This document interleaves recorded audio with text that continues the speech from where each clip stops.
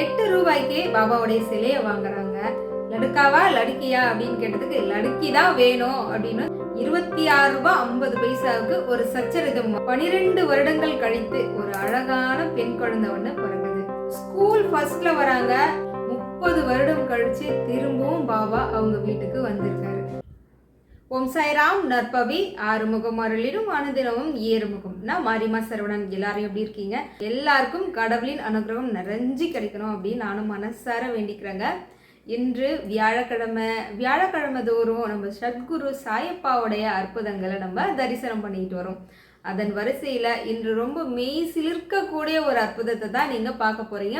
Video பதிவு ரொம்ப சுவாரஸ்யமாக இருக்கும். அதனால் வீடியோவை ஸ்கிப் பண்ணாமல் பாருங்கள். வழக்கம் போல் நம்ம வீடியோவுக்கு ஒரு லைக் போட மறந்துடாதீங்க. உங்களுக்கு தெரிஞ்சவங்க எல்லாருக்குமே கூட இந்த வீடியோ பதிவை ஷேர் பண்ணவும் மறந்துடாதீங்க. புதுசாக பார்க்குற ஃப்ரெண்ட்ஸ் நம்ம சேனலை சப்ஸ்கிரைப் பண்ண மறந்துடாதீங்க. எத்தனை மறந்துடாதீர்கள் சொல்கிறேன், ஆனால் நீங்கள் லைக்கை மட்டும் போட மறந்துடுறீங்க. நீங்கள் வேணால் கொஞ்சம் செக் பண்ணி பாருங்கள். குறைஞ்சது 2000 வியூ கிட்ட போகுது, ஆனால் ஒரு 200 பேர் தான் லைக் போடுறீங்க. சரி, என்னவோ உங்களுக்கு இன்னும் நான் பிடிச்ச மாதிரி வீடியோ போடலைன்னு நினைக்கிறேன். இருந்தாலும் கூடிய விரைவில் உங்களுக்கு பிடிச்ச மாதிரி வீடியோ போட நான் கொஞ்சமாக ட்ரை பண்ணுறேன். இது வரைக்கும் நம்ம வீடியோ பார்த்து லைக் பண்ணுறவங்க எல்லாருக்கும் மனமார்ந்த நன்றிகள். தொடர்ந்து உங்களுடைய அன்பும் ஆதரவும் நம்ம எல்லாம் சாய் செயல் சேனலுக்கும் எனக்கும் தரணும் அப்படின்னு நானும் மனசார வேண்டி கேட்டுக்கிறேங்க. சரி வாங்க, ரொம்ப நேரம் லைக்கை பற்றியே பேசாமல் வீடியோக்குள்ளே போகலாம். வீடியோக்குள்ளே போகிறதுக்கு முன்னாடி எப்பவும் போல் இன்று சாயப்பாவுடைய ஷீரடி தெய்வத்தின் சத்திய வாக்கு நமக்கு என்ன கொடுக்குறாரு அப்படின்னு பார்த்துடலாமா? காலையில் பூஜையெல்லாம் ரொம்ப சிறப்பாக முடித்தேன். ரொம்ப திருப்தியாக இருந்தது. ஆல்ரெடி நான் எடுத்து படிச்சுட்டேன். இருந்தாலும் இப்போ நமக்காக பாபா என்ன கொடுக்குறாரு அப்படின்னு பார்த்து தெரிஞ்சுக்கலாமா? ஓம் சாய் ஸ்ரீ சாய் ஜெய ஜெய சாய். ஷீரடி புரவாசினம் கருணாமூர்த்தி ஸ்வரூபம் சர்வ ரோக தோஷ நிவாரணம் ஷீரடி சாய்நாதர் தரிசனம். சாயப்பா, எங்கள் எல்லாருக்கும் நீங்கள் என்ன சொல்ல போகிறீங்க சத்திய வாக்கா அப்படின்னு ரொம்ப ஆவலோடு காத்துக்கிட்டு இருக்கோம். ஒரு ரேண்டமாக பேஜ் ஓப்பன் பண்ணுறேன். என்ன சொல்ல போகிறீங்கன்னு தெரியல, சஸ்பென்ஸாக தான் இருக்குது. ஓம் சாய் ஸ்ரீ சாய் ஜெய ஜெய சாய். ஓம் சாய் ஸ்ரீ சாய் ஜெய ஜெய சாய். ஃபஸ்ட்டு அத்தியாயம் பார்த்துருவோம். அதற்கு முன்னாடி பேஜ் நம்பர் இந்த பக்கத்தை விட இந்த பக்கம் தான் டாட் கருப்பு நேரத்தில் கொடுத்துருக்காரு. ஸோ இதுக்கான பேஜ் 283 பேஜ் நம்பர். அத்தியாயம் 32. இது கொஞ்சம் பெரிய அத்தியாயம். இது அதில் நமக்கு 283வது பக்கத்தில் நமக்கு கொடுத்துருக்காரு. உண்ணாவிரதம் களையப்பட்ட திருமதி கோகுலே. பட்டினி இருப்பவனின் மனம் அமைதியாய் இருக்காது. அதனால் அவன் பரமார்க்கத்தை அடைய முடியாது. வெறும் வயிற்றுடன் இருப்பவரை கடவுள் அறிய மாட்டார் என்பது சாயின் எண்ணமாக இருந்தது. முதலில் ஆன்மா சாந்தப்பட வேண்டும் என்று நினைப்பவர் அவர். வயிற்றில் உணவின் ஈரம் இல்லை எனில் இறைவனின் புகழை நாம் என்னாவுடன் இசைக்க முடியும்? கடவுளை எந்த கண்களுடன் நாம் காண முடியும்? அதுபோல எந்த காதுகளால் அவர் புகழை கேட்க முடியும் என்பதே பாபாவின் கருத்தாக இருந்தது. ரொம்ப அழகான அற்புதமான ஒரு விளக்கம். அதுவும் வியாழக்கிழமை அன்னைக்கு உண்ணாவிரதத்தை பற்றி சொல்லியிருக்காருன்னா, யாரோ இந்த முடிவு எடுத்திருக்கீங்க நீங்கள் நினைக்கிறா உங்களுக்கான பதிவு தான் இது. விரதம் இருக்கிறதே பாபாவுக்கு பிடிக்காது. அதாவது பசியும் பட்டினியுமா யாரையுமே வணங்கக்கூடாதுன்னு பாபா சொல்லுவார். அதுலேயும் முக்கியமாக அவர் இடத்துக்கு போகிறோம் அப்படின்னா, அதாவது பசியோடு அவர்கிட்ட போகக்கூடாது. ஏன்னா பசி இருந்துச்சுன்னு வைங்களேன், நம்மளால் நிம்மதியாக பூஜையை செய்ய முடியாது. அந்த பசியான தாக்கமானது ஒரு சோர்வு நிலையை கொடுத்துரும். எக்ஸ்ட்ராவாக இன்னும் ஒரு 2-3 மந்திரம் கூட சேர்த்து படிக்க முடியாத ஒரு சூழ்நிலையை உருவாக்கும். அதுவும் இல்லாமல் தேவையில்லாத உடல் உபாதைகளை கொண்டு சேர்க்கும். நம்ம விரதம் இருக்கணும்னு நினைக்கிறது கரெக்டு தான், இல்லைன்னு. ஆனால் பாபாவை பொறுத்த வரைக்கும் எனக்கு விரதம் இருந்து பூஜை செய்யணுன்ற அவசியமே இல்லை. ஏன்னா கடவுளை அடையிறதுக்கு நம்ம முதல்ல எப்படி இருக்கணுமா, தெம்போட தைரியமாக இருந்தால் மட்டும்தான் அவர்கிட்ட நம்மளால் பூஜையை ஆத்மார்த்தமாக செய்ய முடியும் அப்படின்னு சத்திய வாக்கா பாபா கொடுக்குறாரு. நீங்கள் யாரோ விரதம் இருக்கணும்னு நினைக்கிறீங்க, உங்களுக்கான பதில் தான் இது. காலையில் பூஜை கூட பாருங்கள், எனக்கு கிட்டத்தட்ட 9 மணிக்கு மேலே தான் நான் இன்றைக்கி பூஜை பண்ணேன். காலையில் பசங்களெல்லாம் ஸ்கூலுக்கு அனுப்பிச்சிட்டு நான் சாப்பிட்டுட்டு அதுக்கப்புறம் நிம்மதியாக போய் பூஜையில் உட்கார்றேன். கிட்டத்தட்ட 1.5 மணி நேரம் ஆச்சு. நிம்மதியாக பூஜை முடிச்சுட்டு வரேன். முன்னாடி பூஜைக்கு முன்னாடி சாப்பிட்டு வரோமே அந்த எண்ணெல்லாம் கிடையாது. நம்ம உடம்பையும் நம்ம பார்த்துக்கணும். உடம்பு நல்லா இருந்தால் தான் அடுத்தடுத்த பூஜைகளை நம்ம நிறைவாக செய்ய முடியும். அதனால தான் பாபா ரொம்ப அருமையான அற்புதமான ஒரு வாக்கியம் நம்ம எல்லாருக்குமே கொடுத்துருக்காரு. கண்டிப்பாக வந்து விரதம் இருந்து தான் பூஜை செய்யணும் அப்படின்றத வந்து நீங்கள் தவிர்த்திடலாம். சரிங்களா? சரி, பாபாவுடைய சத்திய வாக்கு ரொம்ப அழகாக கொடுத்துட்டாரு. இப்போ நம்ம வந்து பொள்ளாச்சியை சேர்ந்த வசுமதி அம்மாவுக்கு பாபா நிகழ்த்திய அற்புதமான ஒரு அதிசயத்தை தான் என்னன்னு பார்த்து இப்போ தெரிஞ்சுக்க போகிறோம். பொள்ளாச்சியை சேர்ந்த வசுமதி அம்மா வந்து நம்மளுடைய சப்ஸ்கிரைபர். கிட்டத்தட்ட வந்து ஒரு மாத காலமாக வந்து அம்மா என்கிட்ட பேசிகிட்டு இருக்காங்க. அவங்க நம்மளுடைய சேனல்லாம் பார்த்துட்டு ரொம்ப அழகாக இருக்குது, நல்லா அழகாக நடத்துறீங்கம்மா, உங்கள் பூஜையெல்லாம் பார்க்கும்போது எனக்கு ரொம்ப ஆசையாக இருக்குது, கொஞ்சம் முடியலனாலும் உங்கள் பூஜையை பார்த்தோன்னா அதை நம்ம எடுத்து செய்யணுன்ற ஒரு இன்ட்ரெஸ்ட் வந்துடுது அப்படின்னு சொல்லி அம்மா எப்போவுமே புகழாரம் கொடுப்பாங்க எனக்கு. அவங்க தொடர்ந்து நம்ம வியாழக்கிழமை தோறும் சாயப்பாவோட அற்புத லீலைகள் போட்டுருவோம் இல்லையா பதிவு, அதை வந்து அம்மா பார்த்துட்டே வந்திருக்காங்க. நான் ஒரு வீடியோ பதிவில் வந்து உங்களுக்கான பூஜை பொருட்கள் அந்த வேல் அந்த மாதிரிலாம் தேவைப்பட்டால் நீங்கள் வாங்கிக்கோங்கம்மா அப்படின்னு சொல்லி ஒரு கான்டாக்ட் கொடுத்துருந்தேன். அந்த வீடியோ பதிவை அம்மா பார்க்குறாங்க. பார்த்துட்டு என்ன சொல்கிறாங்கன்னா, எனக்கு வந்து குட்டியாக ஒரு பாபாவுடைய சிலை ஒன்று வேணுமா, எனக்கு நீ கொஞ்சம் வாங்கி கொடுமா அப்படின்னாங்க. நான் அவங்க நம்பர்லாம் கொடுத்து நீங்களே வாங்கிக்கோங்கம்மா எவ்வளோ என்னன்னு பார்த்து அப்படின்னு சொல்லி அவங்க கான்டாக்ட் நம்பர்லாம் கொடுக்குறேன். இருந்தாலும் அவங்க வந்து பைசானா கூட உன் அக்கௌண்ட்டுக்கு நான் போட்டுடுறேன், நீயே உன் கையால் எனக்கு வாங்கி கொடுமா அப்படின்னு சொல்லி சரி நான் அந்த தம்பிக்கு வந்து கால் பண்ணி கேட்குறேன். அவங்க டீட்டெயிலாம் கொடுக்குறாங்க, வந்து சிலைகள் எல்லாமே அனுப்பிச்சு டீட்டெயில் எல்லாமே கொடுக்குறாங்க. அதை பார்த்துதான் அவங்க இதுதான் இந்த சிலை தான் அப்படின்றாங்க. என்னம்மா அப்படின்ற அதில் பார்த்தீங்கன்னா குட்டியாக ஒரு பாபா சிலை, விலை கூட ஓரளவுக்கு பரவாயில்லன்னு சொல்லலாம். ரொம்ப குட்டியாக பாபா சிலை, எனக்கு இதுதான் வேணும் அப்படின்னு அடம் பிடிக்கிறாங்க, ஒரு குழந்தை அடம் பிடிக்கிற மாதிரி. என்னம்மா இன்னும் அம்மா இன்னும் 2-3 சிலையெல்லாம் இருக்குது. இல்லைம்மா இது எனக்கு பட்ஜெட்டுக்கு தகுந்த மாதிரியும் இருக்குது. அது மட்டும் இல்லை, இந்த பாபா என்னோட வாழ்க்கையில் மிகப்பெரிய ஒரு அதிசயத்தை செய்திருக்காரு. இந்த பாபாவை பார்த்ததுமே எனக்கு ஞாபகம் வந்துருச்சு, அந்த அதிசயத்தையும் நான் உனக்கு சொல்கிறேன் அப்படின்னு சொல்லியிருந்தாங்க. கண்டிப்பாக சொல்லுங்கம்மா அப்படின்னு சொல்லியிருந்தேன். உடனே எல்லாரும் அந்த பாபா சிலை எவ்வளோ ரேட்டுமா, எங்கே கிடைக்குதுமான்னு கண்டிப்பாக கேட்பீங்க கமெண்ட்டில். உங்களுக்காகவே கீழே நம்பர் கொடுத்துருக்கேன் பாருங்கள். உங்களுக்கு தேவைப்படுறவங்க இந்த நம்பருக்கு கான்டாக்ட் பண்ணி நீங்கள் வேணுன்றவங்க வாங்கிக்கோங்க. இவங்கக்கிட்ட முருகர் சிலை வேல் கூட இருக்குங்க, ட்ரை பண்ணி பாருங்கள். அந்த சிலையை வந்து ஆர்டர் பண்ணி கொடுத்தாச்சு. இன்னைக்கு ஆர்டர் போடுறேன் அப்படின்னா மறுநாள் புதன்கிழமை அன்னைக்கு அவர் போயிட்டாரு. ஏன் அவர் புதன்கிழமை அன்னைக்கு போனாருன்னு எனக்கு அதுக்கப்புறம் தான் தெரிய வந்துச்சு. அம்மா அதுக்கப்புறம் தான் அந்த அதிசயம் என்னன்னு சொன்னாங்க. என்னன்னா, இப்போ அவங்க இருக்கிறது பொள்ளாச்சி, ஆனால் கிட்டத்தட்ட ஒரு 30 வருஷத்துக்கு முன்னாடி இந்தோர் மத்திய பிரதேசத்தில் தான் வந்து இருந்திருக்காங்க. அவருடைய கணவர் அந்த ஏரியாவில் தான் வேலை செஞ்சுருக்காரு போல. அதனால வந்து அம்மா அங்கே இருக்கிற ஒரு வாய்ப்பு இருந்திருக்கு. அவங்களுக்கு ஒரு மகன் 6 வயசு இருக்குது. அவங்க இருக்கிறது வட மாநிலம் அப்படின்றதுனால ராக்கி கட்டுற விஷயம்லாம் வந்து அதிகமாக பண்ணுவாங்கள்ல, அதையெல்லாம் பார்த்துட்டு குழந்தை வந்து ரொம்ப அடம் பிடிச்சி அழ ஆரம்பிச்சிருக்கான். என்னன்னா, அம்மா எனக்கும் ஒரு தங்கச்சி பாப்பா வேணும், எல்லார் வீட்லையும் இருக்குது, ஏன் நம்ம வீட்டில் மட்டும் இல்லை அப்படின்னு. குழந்தை இல்லையா, அதனால அது குழந்தை வந்து ஆசைப்பட்டு கேட்டிருக்கான். இது வரைக்கும் அவங்களுக்கு செகண்ட் பேபி வந்து பிறக்கல. அதுக்கு காரணம் என்னன்னா, பீரியட்ஸ் வந்து ரொம்ப தள்ளி நாள் கழிச்சு வருமா. அதுவும் வந்தால் ரொம்ப பெயின், அதிகப்படியான பெயின் இருக்கும். கிட்டத்தட்ட 10-15 நாள் இருக்கும். இந்த மாதிரி நான் வந்து ஒரு பிரச்சனையில் வந்து இருக்கிறேன்.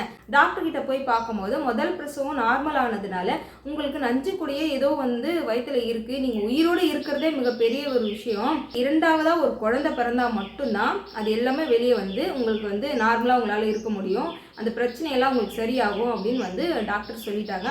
இவங்க பார்க்காத ட்ரீட்மெண்ட்டே இல்லை, ஆனால் வந்து சரியாகவே இல்லை. கடவுளை தான் நம்பிக்கிட்டு இருக்காங்க. இவங்க பாபான்னு இல்லை, எல்லா சாமியுமே கும்பிடுவாங்களாம். இருந்தாலும் அவங்க வட மாநிலத்தில் இருக்காங்கன்றதுனால பக்கத்தில் தான் வந்து புனே பக்கத்தில் வந்து ஷீரடி இல்லையா, அதனால ஒரு முறை ஷீரடிக்கு போயிட்டு வரலாம் அப்படின்னு சொல்லி இவங்க எல்லாரும் குடும்பத்தோடு போகிறாங்க. எப்போ போகிறாங்கன்னா 1994வது வருஷம் வந்து இவங்க ஷீரடிக்கு போகிறாங்க.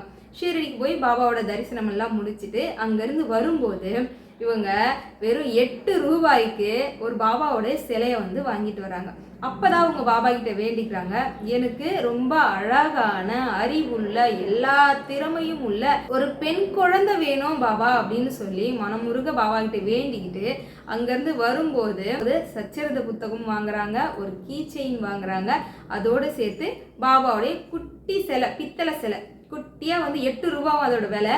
சச்சரித்தோட விலையை கேட்டால் அசந்து போயிடுவீங்க. 26 ரூபா 50 பைசா போல இருக்கு அந்த புத்தகம். இதெல்லாம் வாங்கிட்டு அவங்க வீட்டுக்கு வராங்க. வீட்டுக்கு வந்த நாள்லேருந்து பாபாவுக்கு நித்தம் அபிஷேகம் பண்ணியிருக்காங்க. வியாழக்கிழமைனா சிறப்பு அபிஷேகமா, ஆனால் தினமுமே ஏதாவது வந்து அபிஷேகம் போல் அவர் குளிர வச்சுக்கிட்டே இருப்போமா. அவர்கிட்ட கேட்குறதெல்லாம் ஒன்று தான், அழகான அறிவுள்ள ஒரு பெண் குழந்தை வேணும், குழந்தை பிறந்தா அவளுக்கு சத்தியான நான் பேர் வைப்பேன் அப்படின்னு இந்த ஒரே ஒரு வேண்டுதலை மட்டும் வச்சுக்கிட்டு அவர் பாபாவுக்கு நித்தம் அபிஷேகம், பால், தேன், சந்தனம், தயிர் அப்படின்னு இன்னுமே இருக்கிற பொருள் எல்லாம் கொண்டு அந்த குட்டி பாபாவுக்கு அவ்வளோ அவரோட மனசை அவங்க குளிர் வைக்கிற அளவுக்கு அவங்க வந்து அபிஷேகம் பண்ணுவாங்களாம்.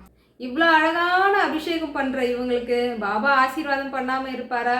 12 வருடங்களுக்கு பிறகு பாபாவை வணங்கி அபிஷேகத்துக்கு மேல அபிஷேகமா அவரை பண்ணி அவர் மனசை குளிர வச்சு பாபா கொடுக்குற ஒரு அருள் பரிசா வந்து அவங்க கன்சீவ் ஆகுறாங்க.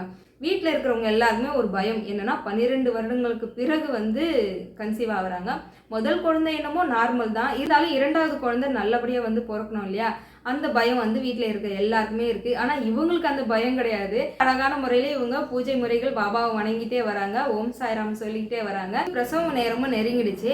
அன்னைக்கு ஹாஸ்பிட்டலுக்கு போகிற அன்னைக்கு கூட கொஞ்ச நேரத்துக்கு முன்னாடி கூட பாபாவுக்கு அபிஷேகம் பண்ணி ஆராதனையெல்லாம் முடிச்சுட்டு அப்போ பார்த்தீங்கன்னா இவங்களுக்கு வந்து வீட்லேயே வந்து இவங்களுக்கு பன்னீர் குடம் வந்து உடஞ்சிருக்கு.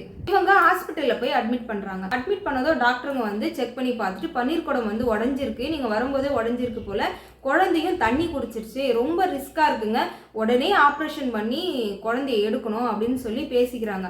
வீட்டில் இருக்கிறவங்களுக்குலாம் ரொம்ப பயமும் பதற்றமும். ஏன்னா 12 வருடங்களுக்கு பிறகு குழந்தை பிறக்க போகுது. முதல் குழந்தை என்னவோ நார்மல் தான், ஆனால் 2வது குழந்தை நார்மல் ஆகலை, சிசேரியன் அப்படின்னாலும் கூட அன்றைக்கி ஞாயிற்றுக்கிழமையா, இன்னும் கொஞ்ச நேரத்தில் 4:30 ராவு காலம் வர பிறக்க போகுது. இவங்க ஆப்ரேஷன் பண்ண அப்படி இப்படின்னு டைமிங் பார்த்தா கூட 4:30 கரெக்டாக ராவு காலத்தில் தான் இவங்க ஆரம்பிக்கிற மாதிரி இருக்குமே அப்படின்னு வீட்டில் இருக்கவங்க எல்லாருக்கும் ஒரு மனசு கஷ்டம் வந்துடும் இல்லையா, ராவு காலத்தில் போய் குழந்தை பிறந்தா எப்படின்னு.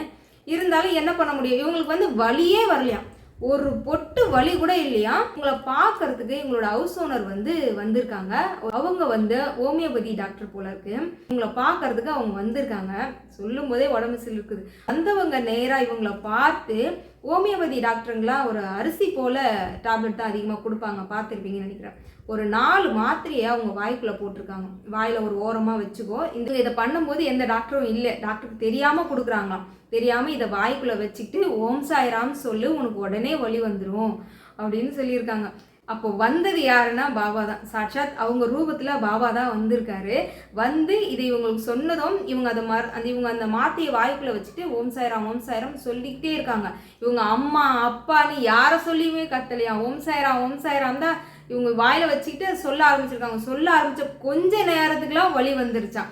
வலி வந்து எதிர்பார்க்காத ஒரு அதிசயம் போல பிரசவம் நடந்துருச்சு. அதுவும் சுக பிரசவம். ஒரு செகண்ட்ல 4:06 அந்த 4:30 மணிக்கு முன்னாடியே பிரசவ வலி ஏற்பட்டு குழந்தை நல்லபடியாக பிறந்திருக்கு. இவங்க வந்து ரொம்ப ஆர்வம் தாங்காம, டாக்டர் என்ன குழந்தை லடுக்காவா லடுக்கியா அப்படின்னு இவங்க கேட்குறாங்க. லடுக்காவா இருந்தால் என்ன பண்ணுவீங்க அப்படின்னு அவங்க கேட்டாங்க. லடுக்காவா இருந்தால் தூக்கி போட்டுருங்க, லடுக்கியா இருந்தால் மட்டும் எனக்கு கொடுங்க அப்படின்னு இவங்க சொன்னாங்களாம். அவங்க வந்து உனக்கு லடுக்கி தான் பிறந்திருக்கு அப்படின்னு சொல்லி கையில் கொடுத்தாங்களாம். எவ்வளோ சந்தோஷமாக இருந்திருக்குல்ல. 12 வருடங்களுக்கு கழித்து ஒரு பெண் குழந்தைய பாபா வந்து அவங்க கையில் கொடுத்துருக்காரு அப்படின்னு அவ்வளோ பெரிய விஷயம் இல்லை. எல்லாருக்கும் மன மகிழ்ச்சி, சந்தோஷம். அது மட்டும் இல்லைங்க, அந்த குழந்தை அழகுன்னா அழகுக்கு ஏற்ற மாதிரி பேர் சத்தியான்னு வச்சிருக்காங்க. இவங்க என்னென்ன கேட்டாங்களோ படிப்பில் சிறந்து விளங்கி இருக்கிறாங்க. பாட்டு, அதாவது இவங்க அம்மாவும் நல்லா பாட்டு பாடுவாங்களா, இவங்கள மாமியாரும் நல்லா பாடுவாங்களா. அப்போ எனக்கு ஒரு பெண் குழந்தை பிறந்தாலும் அதுவும் நல்லா பாடணும் அப்படின்னு சொல்லி இவங்க வேண்டிக்கிட்டு இருந்தாங்கல்ல. எல்லா வேண்டுதலும் நிறைவேற்றுற விதமாக வந்து அந்த குழந்தை ரொம்ப அழகாக சிறப்பான முறையில் இப்போ வந்து நல்லா படித்து பெரிய ஆள் ஆகியிருக்காங்க.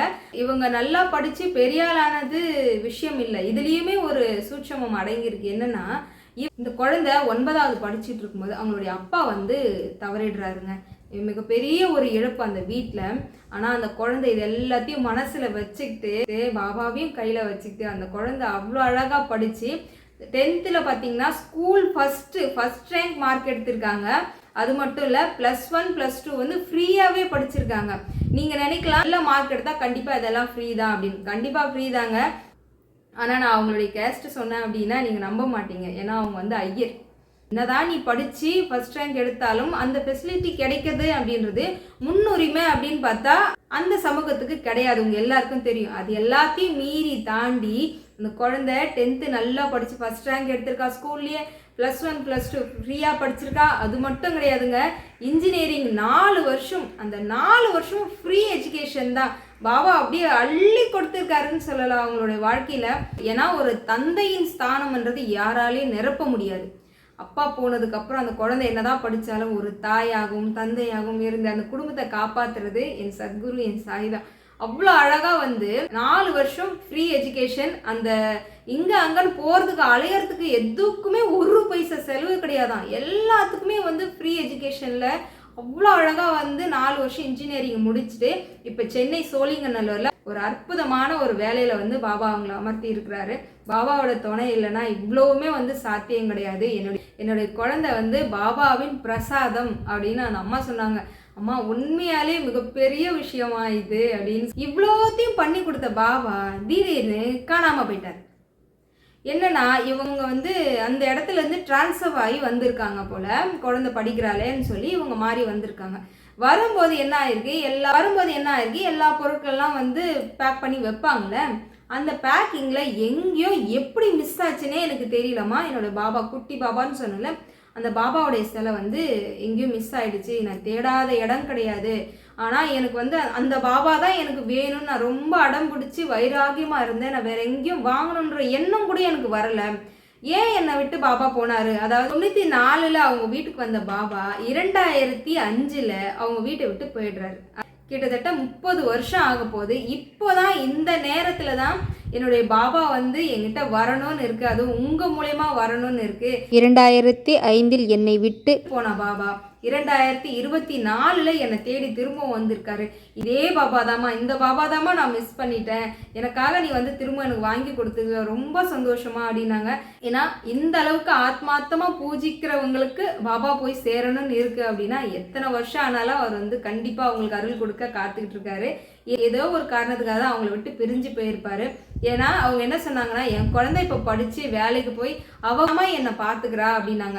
இந்த நிலை வரைக்கும் கொண்டு வந்தது யாரு? பாபா. இதுக்கப்புறம் அந்த குழந்தைக்கு ஒரு நல்லதுன்னா திருமணம் தானே, மனம் போல மாங்கல்யம் அமையணும் இல்லையா? அதற்கு ஒரு அப்பா ஸ்தானத்துல இருந்து ஒரு திருமணத்தை நல்லபடியா நடத்தி வைக்கணும்ல. அதனாலதான் பாபா திரும்பவும் அவங்க வீட்டுக்கு வந்திருக்காரு அப்படின்னு நான் நினைக்கிறேன். அது மட்டும் இல்லைங்க, எப்போவோ தொலைஞ்சு போன சச்சரிதம், அதுக்கப்புறம் அவங்க ஆசையாக வாங்கின கீ செயின், இது எல்லாம் கூட இந்த பாபா அவங்க வீட்டுக்கு போனதும் அடுத்தடுத்த நாள் வந்து எப்படி தான் அவங்க கைக்கு கிடைச்சதுன்னே தெரியலையா. எதையோ ஒரு பொருளை தேட போகும்போது சச்சரிதமும் இந்த கீ செயினும் கிடைச்சிதுமா அப்படின்னாங்க. அப்போ திரும்பவும் அவங்க வீட்டுக்கு பாபா வந்துட்டாருன்னு நினைக்கிறேங்க. மூலயமா அவங்க வீட்டுக்கு திரும்பவும் போயிருக்காரு. ஏன்னா அவங்க வீட்டுக்கு போனதுக்கப்புறம் அந்த பாபாவை அவங்க அலங்காரம் பண்ணுறதும் அபிஷேகம் பண்ணதும், ஏன் அவங்க வீட்டுக்கு அவர் புதன்கிழமை அன்னைக்கு போனாருன்னு எனக்கு அதுக்கப்புறம் தான் புரிஞ்சுது. ஏன்னா வியாழக்கிழமை அன்னைக்குன்னா அபிஷேகத்துக்கு அவர் ரெடி ஆகணும்ல. வியாழக்கிழமை அன்னைக்கு போனால் எந்த பொருளை வாங்கி எப்படி அபிஷேகம் பண்ணுறது, ஒரு திண்டாட்டம் ஆகிடும். அப்போ புதன்கிழமையே போயிட்டோன்னா அபிஷேகத்துக்குரிய பொருள் எல்லாம் எடுத்து வச்சு அபிஷேகம் பண்ணுவாங்கல்ல. எவ்வளோ பிளானிங்கில் போகிறாரு பார்த்தீங்களா? இவங்க மறுநாள் வியாழக்கிழமை காலையில் எல்லா பொருளும் எடுத்து வச்சு அழகாக அபிஷேகம் அலங்காரம்லாம் பண்ணி உடனே எனக்கு ஃபோட்டோலாம் அனுப்பிச்சாங்க. ரொம்ப சந்தோஷப்பட்டேன் நான். பாபா உங்களை விட்டு போகலமா, திரும்ப உங்களுக்கே வந்துட்டாரு அப்படின்னு. இந்த எல்லா புகழும் உனக்கு தான் சேரணுமா அப்படின்னு அவ்வளோ வாழ்த்து சொன்னாங்கங்க. எனக்கு அவ்வளோ மனநிறைவு சந்தோஷமா இருந்தது.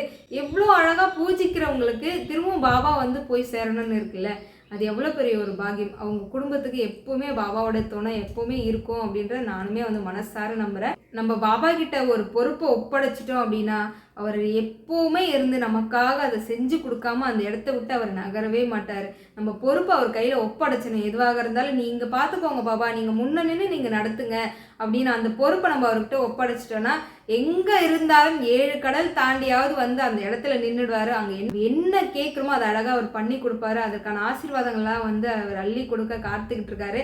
அவரை நம்ம முழுமையாக சரணாகதி அடையணும். பொறுமையோடும் நம்பிக்கையோடும் காத்திருந்தா கைமேல பலன் கிடைக்கும் பாபாவுடைய வழிபாட்டு முறையில்.